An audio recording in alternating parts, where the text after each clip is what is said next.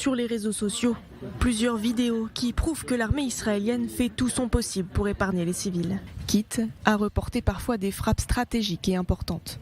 Un exemple, cette vidéo sur l'élimination du haut commandant du djihad islamique à Gaza, Khaled Mansour. Les faits se sont déroulés ce samedi. On peut entendre un soldat surveiller la zone et expliquer que plusieurs enfants jouent à proximité de l'immeuble où se trouve la cible. Je vois des enfants vers les arbres là-bas, dans la zone Alpha Nord. Oui, tu les vois dans la zone Alpha et vers les arbres? Oui, ils courent vers les arbres dans la zone. Oui, ils vont vers l'immeuble et reviennent. Oui, à côté de l'escalier. Son supérieur décide d'annuler la frappe. Bon, on annule la frappe. Un scénario qui se reproduit plusieurs fois. Il y a encore des enfants qui jouent à côté de la maison. Il y a plusieurs enfants à proximité. Bien reçu. On en voit clairement 2 ou 3 derrière la maison qui jouent au ballon. Je les vois bien sur mon écran. Bien reçu.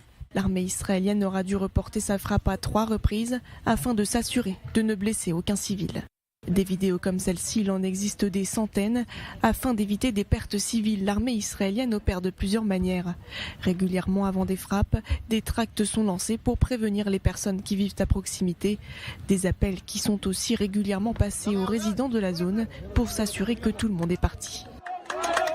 Malgré ces efforts, Washington s'attriste des pertes civiles. Moins d'un mois après son déplacement en Israël, Joe Biden salue l'annonce du cessez-le-feu, mais il préconise une enquête minutieuse sur chaque mort de ces Palestiniens.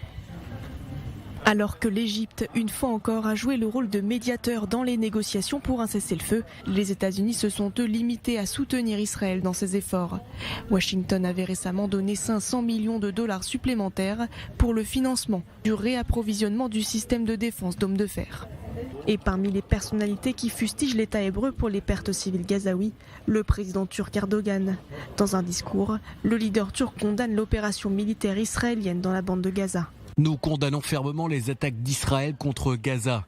Il est inacceptable que des civils, y compris des enfants, perdent la vie lors de ces bombardements.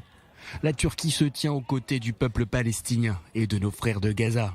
Une déclaration qui intervient alors que les relations entre Ankara et Jérusalem semblaient se réchauffer. Il y a environ 6 mois, le président israélien Yitzhak Herzog s'est rendu en Turquie et rencontré son homologue turc. Au cours de cette année, le président Erdogan s'est entretenu au téléphone à plusieurs reprises avec le président Herzog et l'ancien Premier ministre Naftali Bennett.